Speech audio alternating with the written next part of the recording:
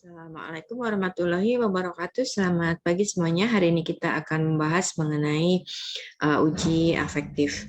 Capaian pembelajaran pada perkuliahan ini yaitu mahasiswa memahami pengertian ruang lingkup, penerapan prosedur pengujian dan analisis data, serta interpretasi hasil pengujian dari pengujian afektif.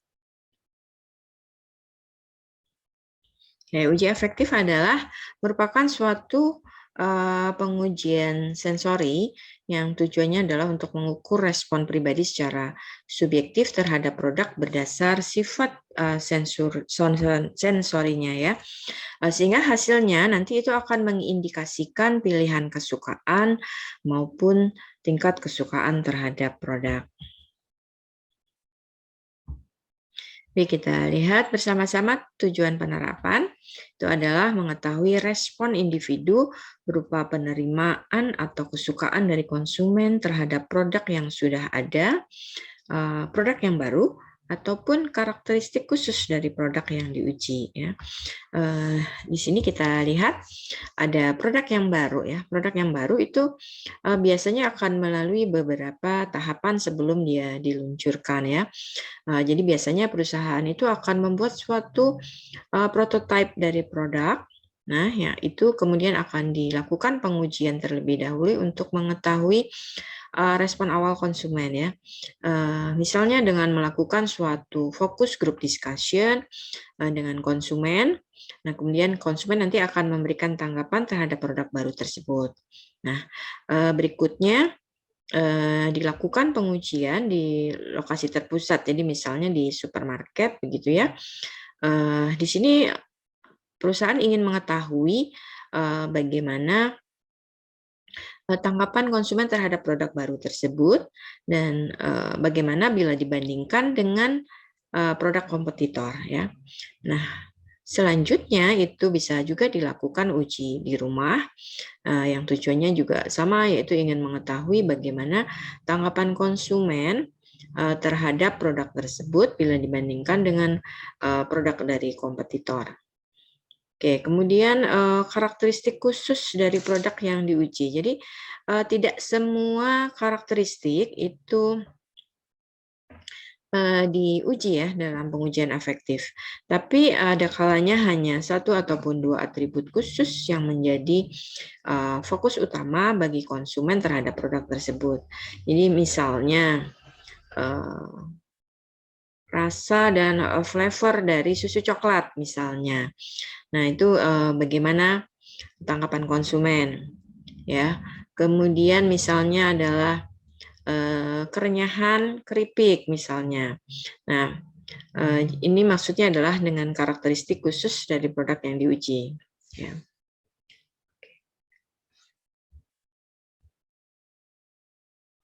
Kemudian panelis uji efektif itu siapa saja, yaitu panelis tidak terlatih yang mewakili target populasi produk, pasar terseleksi, atau populasi segmen penjualan ya. Jadi ini tentunya berbeda dengan pengujian scoring, karena pada pengujian scoring yang diinginkan adalah panelis yang terlatih, yaitu panelis yang sudah menjalani proses seleksi dan juga sudah menjalani proses pelatihan terhadap atribut sensori dari produk tersebut. Nah, kalau untuk uji afektif yang diinginkan adalah panelis yang tidak terlatih, ya. Namun demikian ada beberapa hal yang harus diperhatikan ya. Kita tidak boleh mengambil panelis yang mempunyai sifat sangat ekstrim ya terhadap produk kita. Ekstrim tidak suka ataupun ekstrim suka ya. Jadi misalnya kita ingin menguji pempek ya. Kita tahu bahwa pempek itu berasal dari ikan bahan bakunya. Nah, kita tidak bisa mengambil panelis yang dia tidak suka ikan ya atau sebaliknya dia sangat suka dengan ikan ya. Karena apa? Karena ya apapun bentuknya kalau dia tidak suka ya berarti tidak suka semua ya kan? Atau sebaliknya, kalau dia sangat suka ya apapun bentuknya dia akan sangat suka.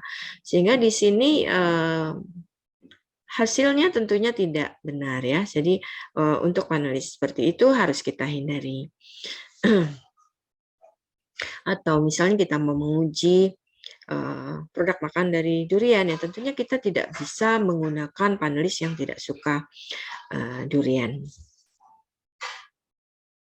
Oke, kemudian mewakili target populasi produk, pasar terseleksi, atau populasi segmen penjualan. Saya kira sudah cukup jelas ya di sini.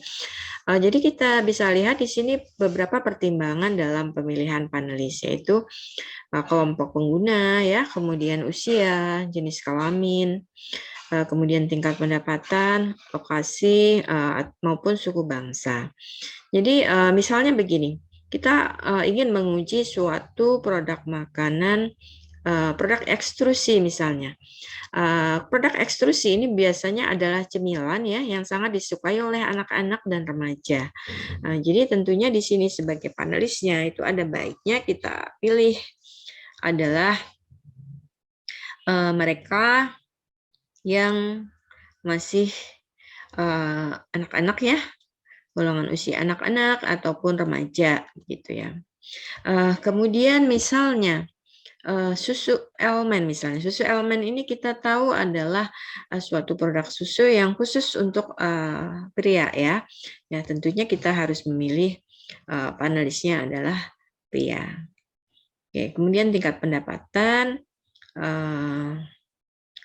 lokasi dan suku bangsa. Jadi memang ada suatu produk yang memang namanya produk makanan, minuman ya, itu ada yang diproduksi ya, bisa untuk semua kalangan, tapi ada juga mungkin yang hanya untuk kalangan tertentu ya, yang misalnya untuk kalangan tertentu yang misalnya dia karena harganya mahal ya tentunya untuk menengah atas, atau misalnya harganya ternyata murah jadi bisa untuk semua kalangan dan seterusnya.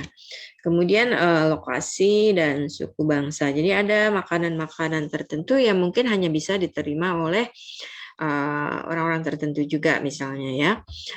Karena memang yang namanya makanan untuk setiap suku, setiap bangsa itu mereka akan mempunyai selera yang berbeda-beda.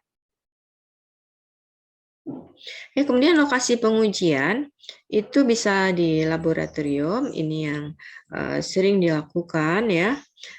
Bisa juga di lokasi terpusat. Lokasi terpusat jadi maksudnya adalah di lokasi di mana itu konsumen, target konsumen itu ada di situ ya. Jadi misalnya bisa di sekolah ya.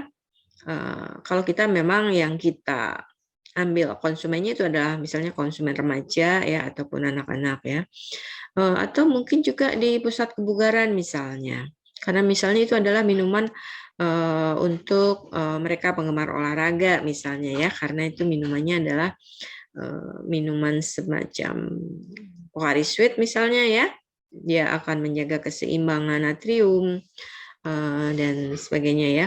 Kemudian uji di rumah itu juga bisa dilakukan. Berarti pengujian itu dilakukan di rumah panelis ya. Nah, dari ketiga lokasi pengujian ini tentunya ada kelebihan maupun kekurangannya. Ya, kita lihat di tabel berikut. Ini adalah kinds of consumer test ya. Internal employee panel ini maksudnya adalah panel yang diambil dari dalam perusahaan ya. Ada beberapa kelebihan yaitu secure ya, kemudian low cost and rapid result. Ya tentunya low cost karena ya tidak usah kemana-mana, cukup diambil dari karyawan sendiri. Kemudian rapid result berarti akan diperoleh feedback itu lebih cepat ya. Tapi kelemahannya adalah tidak representatif ya. Jadi karena karyawan sendiri tentunya dia sudah mengenal produk itu ya. Kemudian untuk misalnya pengembangan produk baru ya, atau misalnya optimasi produk. Jadi ada sebagian dari ingredient misalnya dari produk itu yang ditambah misalnya, atau mungkin dikurangi diganti dengan yang lain ya. Nah, itu tentunya tidak disarankan untuk menggunakan internal employee panel ya, karena tentunya tidak sesuai sasaran ya, sehingga tidak bisa mewakili. Oke, kemudian local standing panel ini maksudnya adalah di laboratorium ya. Ya tentunya lower cost, benar ya, karena di lab jadi kita tidak perlu kemana-mana ya, cukup di lab saja, peralatan sudah tersedia ya. Kemudian easy distribution, jelas ya, karena ya tidak kemana-mana tadi. Oke. Kemudian tapi ada kelemahannya kalau di lab ya, biasanya itu situasinya itu juga lebih tidak nyaman buat panelis karena ya mungkin ada faktor stresnya juga bagi panelis untuk menilai selama proses pengujian ya. Biasanya itu ada booth untuk setiap panelis yang membatasi antar panelis sehingga pelaksanaan mungkin lebih tidak santai gitu ya. Kemudian jumlah sampel itu juga lebih sedikit, sangat sedikit bahkan karena di lab ya. Jadi mungkin kurang bagi panelis ya untuk mencicip. Kemudian panelis may discuss produk. Mungkin saja, walaupun biasanya sih di lab sih sudah dalam bentuk booth tersendiri ya. Jadi sebetulnya kalau untuk antar panelis, komunikasi antar panelis sebenarnya kalau di lab itu akan lebih terkendali ya. Nah, beda dengan misalnya central location test. Nah, ini tadi saya katakan bisa misalnya di sekolah ya, atau mungkin di pusat kebugaran, atau di supermarket, atau mungkin di perkantoran dan seterusnya. Nah, ini representatif sampel ya. Jadi sampelnya ini cukup banyak biasanya. Kemudian control over product preparation, ini kelebihannya ya.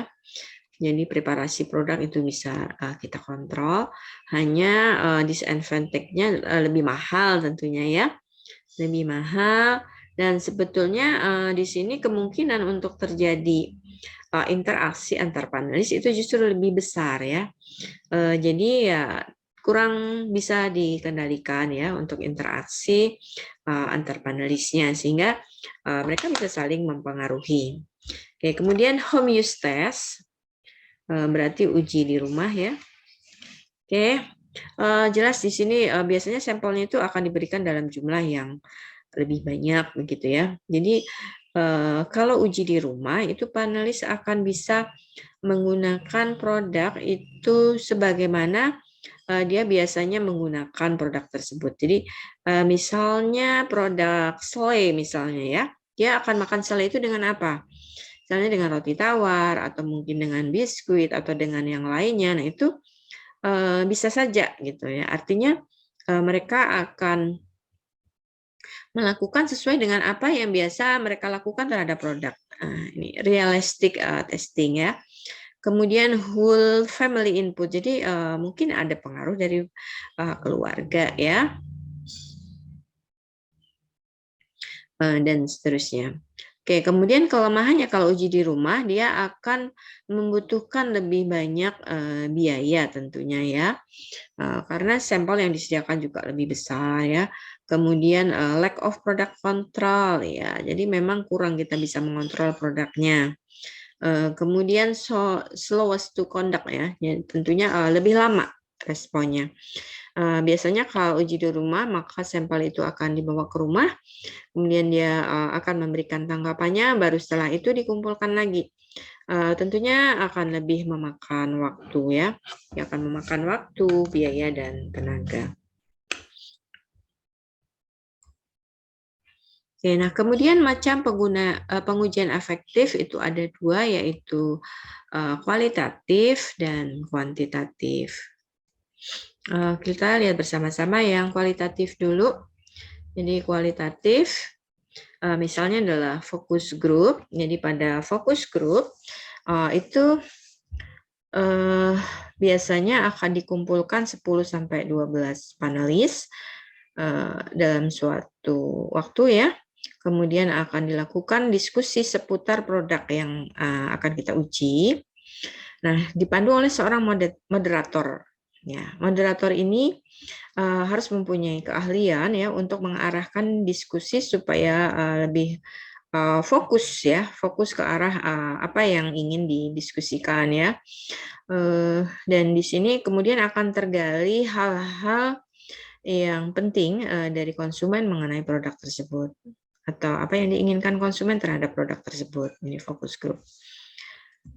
Berikutnya adalah fokus panel. Nah, ini merupakan pengembangan dari fokus group, karena di sini akan terjadi tidak hanya satu kali pertemuan, tapi bisa jadi 1-2 kali pertemuan. Jadi yang pertama adalah mereka bertemu, diperkenalkan dulu dengan produk, kemudian mereka akan diberikan sampel produk, ya. Kemudian mereka akan menggunakan produk itu di rumah, ya. Setelah itu mereka bertemu lagi, gitu ya. Jadi ada 2 kali pertemuan. Mereka bertemu lagi, kemudian mereka membicarakan produk itu setelah mereka menggunakan produk tersebut, ya. Nah, di sini diharapkan akan digali berbagai informasi terkait produk tersebut dan juga keinginan konsumen terhadap produk tersebut. Kemudian one-in-one interview ini biasanya adalah untuk produk-produk yang sifatnya adalah sensitif, maka akan dilakukan interview satu persatu mengenai produk tersebut, ya. Ya, tentunya untuk one-in-one interview itu akan memakan waktu yang lebih banyak, ya, dibandingkan dengan yang fokus grup maupun fokus panel. Nah, tapi ini tergantung dari jenis produknya. Kalau memang produk itu sifatnya adalah sensitif, ya, kalau mau dibicarakan bersama itu tentunya tidak etis, ya. Jadi lebih baik digunakan yang one-in-one interview.